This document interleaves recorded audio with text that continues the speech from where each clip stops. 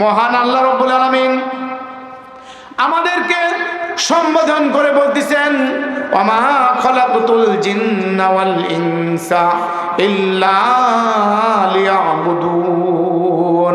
আমি মানুষ এবং জিন জাতিকে কেবলমাত্র শুধুমাত্র আমি আল্লাহ রাব্বুল আলামিনের ইবাদত করার জন্য সৃষ্টি করেছি। সুবহানাল্লাহ। দুনিয়াতে আজ যতই করো আমার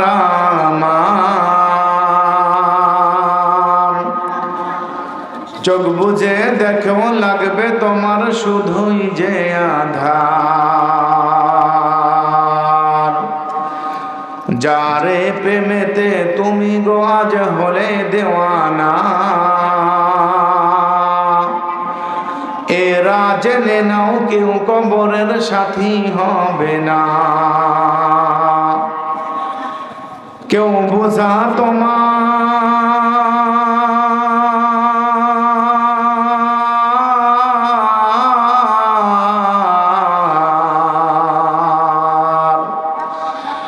কেউ বোঝা তোমার নিবে না ওই হাসর ময়দানে।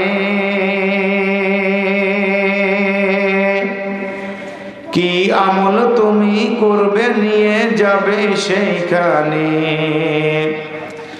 কি আমল তুমি করলে নিয়ে যাবে সেইখানে। ফুল ফোটে যেমন ঝড়ে তেমন খোদার বাগানে, আয়ু কতক্ষণকার এখানে কে বলো জানে। তাই থাকতে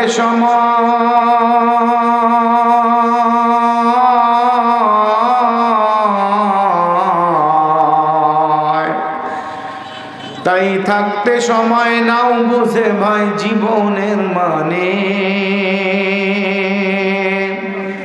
সব আছে লেখা দেখে না ওই আয়াত কোরআনে, সব আছে লেখা দেখে না ওই আয়াত কোরআনে। ফুল ফোটে যেমন ঝড়ে তেমন খোদার বাগানে, আয়ু কতক্ষণকার এখানে কে বলো জানে। আমাদেরকে সৃষ্টি করার একটি উদ্দেশ্য আছে। আল্লাহ রাব্বুল আলামিন কি বলতেছেন?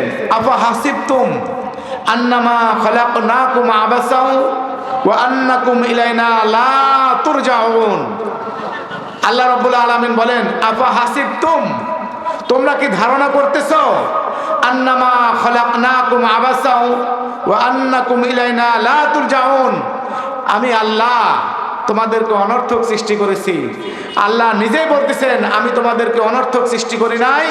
ওয়া আন্নামা ইলাইনা লা তুরজাউন, এবং তোমরা কি ধারণা করতেছো যে আমার কাছে তোমাকে আসতে হবে না? অবশ্যই আমাদেরকে কিন্তু আল্লাহর কাছেই যাইতে হবে। কথা ঠিক কিনা? আল্লাহ রাব্বুল আলামিন এই কথাই বলতেছেন, তোমরা এমন ধারণা করো না যে আমি আল্লাহর কাছে তোমাকে আসতে হবে না। অবশ্যই তোমাদের সকলকেই আমি আল্লাহর কাছে অবশ্যই আসতে হবে। এই কারণে আল্লাহ রাব্বুল আলামিন অন্য আয়াতে বলেন, আমা খালাকুতুল জিন্না ওয়াল ইনসা ইল্লা লিয়াবুদুন। মহান আল্লাহ রাব্বুল আলামিন আমাদেরকে সম্বোধন করে বলতেছেন, ওয়ামা খালাকুতুল জিন্না ওয়াল ইনসা ইল্লা লিয়াবুদুন। আমি মানুষ এবং জিন জাতিকে কেবলমাত্র শুধুমাত্র আমি আল্লাহ রাব্বুল আলামিনের ইবাদত করার জন্য সৃষ্টি করেছি। সুবহানাল্লাহ। একজন মানুষ যখন আল্লাহকে স্মরণ করে, যখন আল্লাহুম্মা বিইসমিকা আমুতু ওয়া আহইয়া এই বলে যখন নিদ্রায় যাবে, ঘুমাইতে যাবে, এবং ঘুম থেকে জাগ্রত হওয়ার সময় যখন বলবে আলহামদুলিল্লাহিল্লাযী আহইয়ানা বা'দামা আমাতানা ওয়া ইলাইহিন নুশুর, এই দোয়া যখন পরে ঘুম থেকে জাগ্রত হইবে, বলা হচ্ছে সারা রাত নফল ইবাদত করলে যে সওয়াব হয়, সেই সওয়াব আল্লাহ রাব্বুল আলামিন তার আমলনামায় দান করবেন। সুবহানাল্লাহ। একজন মানুষ ইচ্ছা করলে 24 ঘন্টা আল্লাহর ইবাদতে মশগুল থাকতে পারে। যদি আমার সামনে খানা আসলো, আমি যদি মনে করি কাফেররা খানা খায় শুধু পেট ভরার জন্য, অন্য কোনো উদ্দেশ্য থাকে না। তারা শুধু পেট ভরবে এই কারণে খানা খায়। গরু ছাগলও খানা খায় পেট ভরার জন্য। আর মানুষ মুসলমান যদি এই কথাকে স্মরণ করে খানা খায় যে আল্লাহ রাব্বুল আলামিন আমার একটা হক আছে, শরীরের হক, খানা যে সামনে দিয়েছেন, এই খানা খাওয়ার পরে যে শক্তি সঞ্চার হবে, এই শক্তি অর্জন করে আমি আল্লাহর ইবাদত করব, সুবহানাল্লাহ।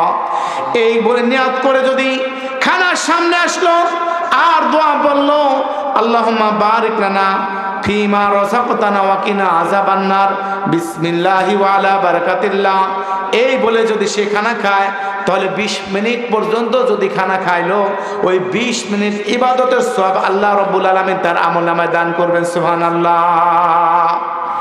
তাহলে দেখেন আল্লাহ রাব্বুল আলামিন কি বলতেছেন।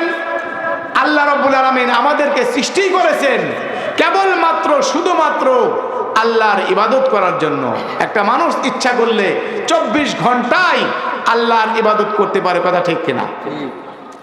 একজন কৃষক কাজ করতে গেল, আর যদি নিয়াত করে আল্লাহ রাব্বুল আলামিন আমার হুকুম যে জিম্মাদারি দিয়েছেন, ফ্যামিলির যে জিম্মাদারি দিয়েছেন, আমি যে কিছু টাকা পয়সা ইনকাম করব, এই ইনকাম করে আমার ফ্যামিলির হক আদায় করব, এই নিয়াতে যদি সে ঘর হইতে বাইর হয়ে গেল, তারপরে বিসমিল্লাহির রহমানির রহিম বলে কোদাল দ্বারা কোপ দিল, বলা হচ্ছে যতক্ষণ শোয়েছে এই নিয়াতে কোদাল দ্বারা কোপ দিবে, যতক্ষণ পর্যন্ত সে পরিশ্রম করবে ততক্ষণ পর্যন্ত আল্লাহ রাব্বুল আলামিন তার আমলনামায় সওয়াব দান করতে থাকবেন, সুবহানাল্লাহ।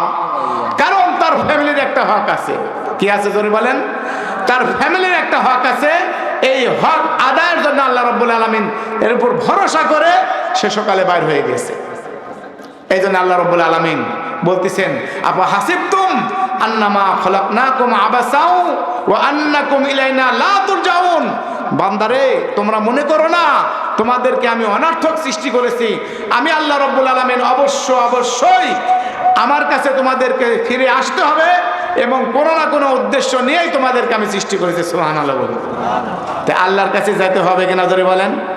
তা আল্লাহ কি বলতেছেন, ওমা খলাকতুল জিন্না ওয়াল ইনসা ইল্লা লিয়াবুদুন, আমি মানুষ এবং জিন মাদদাতিকে কেবলমাত্র আমার ইবাদত করার জন্য সৃষ্টি করেছি। এই কারণে এই কবরে সবারকেই যাইতে হবে, কথা ঠিক কিনা? এই কবরে যাইতে হলে ইবাদতের প্রয়োজন আছে।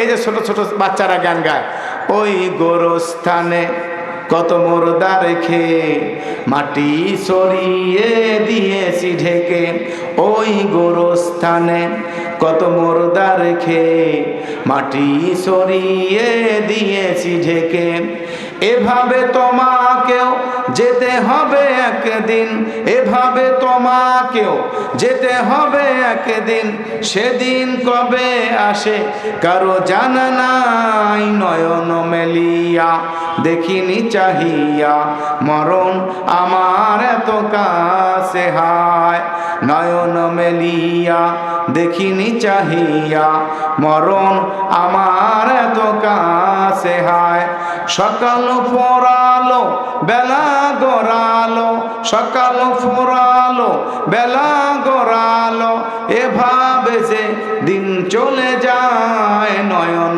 মেলিয়া, গান দেখে, নয়ন মেলিয়া দেখিনি চাহিয়া মরণ আমার এত কাছে হায়। কার কখন মরণ হবে আমি আপনি বলতে পারবো? জোরে বলেন, বলতে পারবো?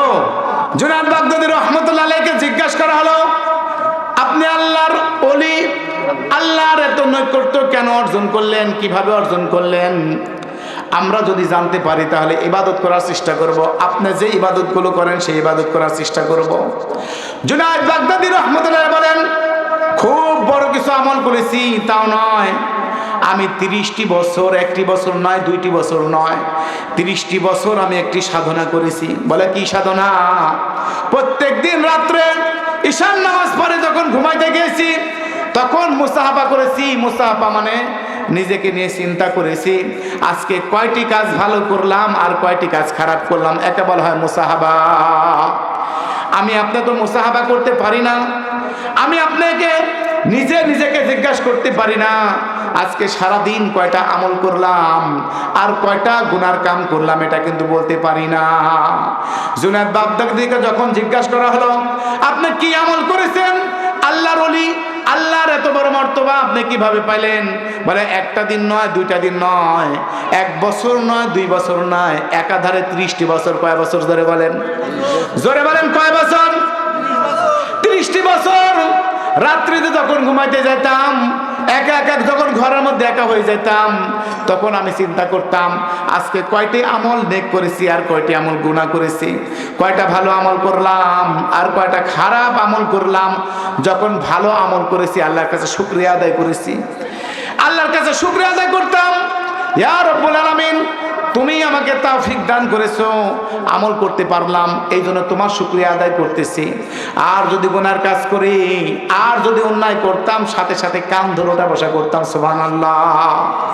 জুনায়েদ বাগদাদী রাহমাতুল্লাহ বলেন যখন নেক কাজ করতে পারতাম আল্লাহর কাছে শুকরিয়া আদায় করতাম, আর যদি গুনাহ হয়ে যেত সারা দিন, তাহলে আমি কান ধরে উঠা বসা করতাম, আল্লাহ ইচ্ছাতে অনিচ্ছাতে এত বড় গুনাহ হয়ে গেল, রব্বুল আলামিন তুমি আমাকে মাফ করে দাও। সুবহানাল্লাহ।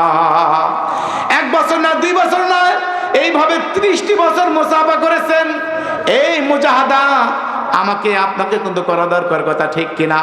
হযরতে ওমর রাদিয়াল্লাহু তাআলা মানুষদেরকে মিম্বরে দাঁড়িয়ে মসজিদে নববীতে বলতেছে, হাসিবু আনফুসাকুম ক্বাবলা আন তাহাসাবু। আরে ভাই, আল্লাহ হিসাব নেওয়ার পূর্বেই তোমার জীবনের হিসাব ঠিক করে নাও। মানে একটু জীবনের দিকে তাকাতে বলেছেন, একটু জীবনের দিকে তাকা। আল্লাহ রাব্বুল আলামিন হিসাব চাওয়ার আগেই আমাকে আপনাকে কিন্তু হিসাবের আমল নামায় নজর দিতে হবে, কথা ঠিক কিনা? অবশ্যই নজর দিতে হবে। এই নজর যদি না দিই ভাই, একে বলে মুহাসাবা। হযরত জুনায়েদ বাগদাদী প্রত্যেক দিন রাত্রিতে ঘুমানোর আগে চিন্তা করতেন আমি কয়টা ভালো কাজ করলাম আর কয়টা খারাপ কাজ করলাম। এই চিন্তা আমি আপনি করি। বর্তমান চালাক কাদেরকে বলা হয় জানেন? যে যত মানুষ ঠকাতে পারে সে তত বেশি চালাক, যে অন্যায় করে আরেকজনকে দোষ দিতে পারে সে তত বেশি চালাক, কথা ঠিক কিনা? কিন্তু ভাই এগুলো ইসলাম সাপোর্ট কোনোদিন করে না, এগুলো কোনো সময় ইসলাম সাপোর্ট করবে না। আমি আপনি কয়টা অন্যায় করলাম কোনো সময় আমি আপনাকে হিসাব করেছি? হিসাব করে নাই। আল্লাহ রাব্বুল আলামিন বলছে প্রত্যেকটা মানুষের জন্য আমি 4টা রাস সাক্ষী রেখে দিয়েছি। প্রত্যেকটা মানুষ যখন কবরে যাবে 4টা রাস সাক্ষী আমি নির্ধারণ করে দিয়েছি। আল্লাহ রাব্বুল আলামিন বলতেছেন, বান্দারে আমি এমন জিলজালা ভূমিকম্প দিতে পারি যে মা তার সন্তানকে দুধ খাওয়াচ্ছে, এই মা সন্তানকে ফেলে জীবনের ফলে পালন করবে। ইন্দোনেশিয়ায় ভূমিকম্প হয়েছিল, মাত্র কয়েক মিনিট ভূমিকম্পে 2 লক্ষ মানুষ ইন্তেকাল করেছিল। কয় লক্ষ? কবর খনন করার জায়গা নাই, কবর খনন করতে পারে নাই, কাফনের মধ্যে ভরে সব মানুষদেরকে একসঙ্গে পুঁতে পুঁতে রেখেছে। খনন করবে কে? সবাই যার যার মতো, ইয়া নাফসি ইয়া নাফসি। আল্লাহ রাব্বুল আলামিন বলতেছেন আমি এমন ভূমিকম্প দিতে পারি, আরে যে সন্তানকে মা দুধ খাওয়াচ্ছে এই দুধ খাওয়ানো সন্তানকে ফেলে জীবনের ভয়ে সে পালন করবে। এরকম দিতে পারে কিনা? পারে কিনা? কয়েকদিন আগে ভূমিকম্প হলো না, ছোট্ট একটি বাচ্চাকে নিয়ে পিতা গিয়েছে মার্কেটে, যখন জিলজালা শুরু হয়ে গেছে, যখন ভূমিকম্প শুরু হয়ে গেল, ওই 3-4 বছরের বাচ্চাকে রেখে বাবা পালন করেছে, দৌড় মারছে। কারণ বোঝাচ্ছে আল্লাহ রাব্বুল আলামিন এটাই বোঝালো, শুনো তুমি কিন্তু কারো না, তুমি তোমার নিজের। কবরে যাবেন, কবরে যাওয়ার পরে কোনো আত্মীয় স্বজন কি একটু দোয়াটা করতে পারে, এর বেশি আর কিছু করবে বলেন? দোয়া করে চলে আসবে, কবরের মধ্যে থাকবো। তারপর যখন ইয়াকুন আসওয়াদানে রাসূল পাক সাল্লাল্লাহু আলাইহি ওয়াসাল্লাম 2টা ফেরেশতা আসবে, এমন কালো চেহারা, দেখলে ভয় লাগবে, চক্ষু যুগে এমন হবে মনে লাল আগুন বাইর হচ্ছে, চেহারা ভবিষ্যৎ আর ভয়ঙ্কর। ওইটা যদি আপনার ঈমান যদি না থাকে তাহলে ভয় খাবেন। আর যদি ঈমান থাকে, ওই যে আপনি যদি মুহাসাবা করেন, জীবনের হিসাব যদি সঠিকভাবে করতে পারেন তাহলে উত্তর দিতে পারবেন। আমাদেরকে কবরে রাখার পরে আত্মীয় স্বজন যখন চলে আসবে, তখন এই পায়ের আওয়াজ আমি আপনার শুনতে পাবো, পায়ের আওয়াজ আমি আপনার শুনতে পাবো। আল্লাহ রাব্বুল আলামিন বলতেছে, বান্দারে এমন জিলজালা দিব তোমরা নিজের জীবন নিয়ে পালন করবে, তোমার সন্তানদের দিকে তাকানোর সুযোগও পাবে না। এরকম হয় কি নজরে বলেন? তাকানোর সুযোগ পাবে না। আল্লাহ দেখিয়ে দিলেন এই 2025 সালে একটু নাড়া দিতে পারতেন, কিন্তু আল্লাহ দেয় না, একটু সতর্ক করলেন আমাদেরকে। আল্লাহ রাব্বুল আলামিন বলেন সূরা জিলজালের মধ্যে বলতেছেন, ইযা যুলজিলাতিল আরদু জিলজালাহা ওয়া আখরাজাতিল আরদু আসকালাহা ওয়া ক্বালাল ইনসানু মা লাহা। আল্লাহ রাব্বুল আলামিন যখন জমিনকে হুকুম দিবে, এ জমিন জিলজালা শুরু হয়ে যাও, ভূমিকম্প হয়ে যাও, এমন ভাবে আল্লাহ রাব্বুল আলামিন জমিনকে চাকনে দিবেন। ইয়াউমা ইযিন তুহাদ্দিসু আকবারাহা, জমিনের মধ্যে যা কিছু বহন করে, এই যে জমিনের মধ্যে হীরা সুন্নি পান্না সব কিছু বহন করতেছেন, জমিন তখন উগলিয়ে দিবে। ইয়াউমা ইযিন তুহাদ্দিসু আকবারাহা, জমিন বলে দিবে, আল্লাহর কাছে বলে দিবে কে কোন দিক দিয়ে কিভাবে হাঁটছে, কে কোথায় কোন কাজে গিয়েছে। আমি আপনি তো জমিনের উপর দিয়ে চলাফেরা করে, কথা ঠিক কিনা? জমিনের উপর দিয়ে চলাফেরা করি, আমি আপনি খানা খাই, জমিন থেকে উৎপাদন, কৃষি দ্রব্য উৎপন্ন খানা খাই, বেঁচে আছি। যেই যাই করুক, এই জমিন হলো আমাদের উৎপাদন। আল্লাহ রাব্বুল আলামিন বলতেছেন, মিনহা খলাকনাকুম ওয়া ফিহা নুঈদুকুম ওয়া মিনহা নুখরিজুকুম তারাতান উখরা। কথা ঠিক কিনা ধরে বলেন? এই যে আমরা কবরে রাখি, একটা দোয়া তো পড়ি, মিনহা খলাকনাকুম, তোমাদেরকে মাটি থেকে সৃষ্টি করা হয়েছে। আল্লাহ রাব্বুল আলামিন বলেন মাটি থেকে আমাদেরকে সৃষ্টি করলো, ওয়া মিনহা খলাকনাকুম ওয়া ফিহা নুঈদুকুম, অথবা মাটি থেকে তোমাদেরকে পুনর্জীবিত করা হবে। ওয়া মিনহা নুখরিজুকুম তারাতান উখরা, আবার তোমাদেরকে আবার মাটিতে কিন্তু ফিরে যাইতে হবে। সুবহানাল্লাহ। এই জন্য প্রত্যেকটা মানুষকে মাটি থেকে সৃষ্টি করা হয়েছে। আল্লাহ রাব্বুল আলামিন বলেন যখন জিলজালা শুরু হয়ে যাবে, ভূমিকম্প যখন শুরু হয়ে যাবে, এই মাটিগুলো বলে দিবে কে কোন জায়গাতে কিভাবে ধাপ দিয়েছে, জমিনের উপর কে কোথায় পদচারণ করেছে। আল্লাহ রাব্বুল আলামিন এই মাটি সর্বপ্রথম আমার আপনার রাজ সাক্ষী। সুবহানাল্লাহ। যদি নেক কাজে যায়, মাটি আমার পক্ষে সাক্ষী দিবে, আর যদি গুনার কাজে যায়, মাটি আমার বিপক্ষে সাক্ষী দিবে। ভাই আমি আপনি মাটি, কি বলেন? আল্লাহ রাব্বুল আলামিন বলতেছেন মাটির মধ্যে রাখার পরে, আয়াহসাবুল ইনসানু আল্লান নাজমা ইযামা বালা কাদিরিনা আলা আন নুসাউইয়া বানানা। মানুষকে যখন কবরে রাখা হবে, মানুষ দুনিয়াতে যখন অহংকার করে চলে, মানুষ মনে করে আয়াহসাবুল ইনসানু আল্লান নাজমা ইযামা, আল্লাহ রাব্বুল আলামিন মনে হয় আমাদেরকে আবার একত্রিত করবে না। আল্লাহ রাব্বুল আলামিন বলতেছেন আয়াহসাবুল ইনসানু আল্লান নাজমা ইযামা বালা কাদিরিনা আলা আন নুসাউইয়া বানানা, মানুষদেরকে তো আমি আবার একত্রিত করবই। আপনি এখানে যেভাবে বসে আছেন, আপনার চেহারা যেমন থাকবে, কবরের মধ্যে আপনার চেহারা এইভাবে উঠবে। সুবহানাল্লাহ। হে আপনি যেমন যুবক, টকবকে চেহারা, এইভাবে আল্লাহ রাব্বুল আলামিন এই যে হাজার হাজার বছর আগে যারা মারা গিয়েছেন, একদম টকবকে যুবক অবস্থায়, যে অবস্থায় যে চেহারা নিয়ে কবরে গিয়েছে, আল্লাহ রাব্বুল আলামিন ওই চেহারা নিয়ে উঠবেন। সুবহানাল্লাহ বলি, ওই চেহারা তো উঠাবেন। আল্লাহ রাব্বুল আলামিন বলেন আয়াহসাবুল ইনসানু আল্লান নাজমা ইযামা। কাফেররা মনে করত মানুষকে যখন কবর দেওয়া হবে তখন মানুষ মাটি হয়ে যাবে। আল্লাহ রাব্বুল আলামিন বলেন আয়াহসাবুল ইনসানু আল্লান নাজমা ইযামা বালা কাদিরিনা আলা আন নুসাউইয়া বানানা। মানুষকে সপ্ততে দরদ দিয়ে সৃষ্টি করেছি। যখন মানুষকে সৃষ্টি করব, মানুষকে যখন কবর থেকে আবার তুলব, মানুষের হাতের যে রেখা আছে, হাতের যে আঙ্গুলের রেখা আছে, হুবহুব আমাদের যে রেখা আছে, এই রেখাটা ওই রকমই থাকবে। ওই রেখাটা পর্যন্ত একটুকু 19-20 হবে না। সুবহানাল্লাহ। আমার ভাইরা, বিজ্ঞানীরা যখন কোরআন রিসার্চ করা শুরু করেছে যে আয়াহসাবুল ইনসানু আল্লান নাজমা ইযামা, আরে ভাই এই দেখেন পৃথিবীতে কোনো মানুষ যদি যমজ সন্তান হয়, একজনের চেহারার সাথে আরেকজনের চেহারা যদি মিলে যায়, কিন্তু দেখবেন আপনার এই আঙ্গুলের মাথাতে এমন কুদরত আল্লাহ রাব্বুল আলামিন লিখে দিয়েছেন, হাজার হাজার কোটি কোটি মানুষ একজনের এই টিকসইয়ের সাথে আর একজনের টিকসই কোনোদিন মিলবে না। মিলবে নাকি? মিলবে। কারণ এই কোরআন রিসার্চ করছে তখন বিজ্ঞানীরা, কাফের ছিল যে কি ব্যাপার, এই রেখার সাথে কি সম্পর্ক, রিসার্চ করতে করতে বলতেছেন এই কথা কোন বিজ্ঞানের কথা হইতে পারে না। যে পৃথিবী সৃষ্টি করেছে, যে মানুষ সৃষ্টি করেছে, তার ছাড়া এই কথা কোনোদিন বলা সম্ভব না। সাথে সাথে এই আয়াত পড়ার সাথে সাথে যতগুলো বিজ্ঞানী রিসার্চ করেছে সবাই কালিমা পড়ে মুসলমান হয়ে গেছে। সুবহানাল্লাহ। তাহলে আমার আপনার বিশ্বাস হয় যে কবর থেকে যখন উঠবো এই হাতের আঙ্গুলে যে রেখা আছে এই রেখাও আমাদের এরকম থাকবে। কি কুদরত আল্লাহ রাব্বুল আলামিন রাখলেন। বিজ্ঞানীরা রিসার্চ করে বলতেছেন মানুষ মারা গেলে শুধু এই রেখাকে কম্পিউটারের মাধ্যমে বড় করে তার অবয়ব চেহারা কতটুকু নাক ছিল, কতটুকু চোখ ছিল, কতটুকু দাঁত ছিল সব এখন বলে দিতে পারবে, সব বলে দিতে পারে শুধু এতটুকু দেখেই। তা আল্লাহ রাব্বুল আলামিন বলতেছে বান্দারে আপা হাসিবতুম আন্নামা খলাকনাকুম আবাসাও ওয়া আন্নাকুম ইলাইনা লা তুরজাউন, তোমরা কি ভেবেছো তোমাদেরকে অনর্থক সৃষ্টি করেছি? আল্লাহ বলতেছে না না, আমার কাছে আবার তোমাদেরকে ফিরে আসতে হবে।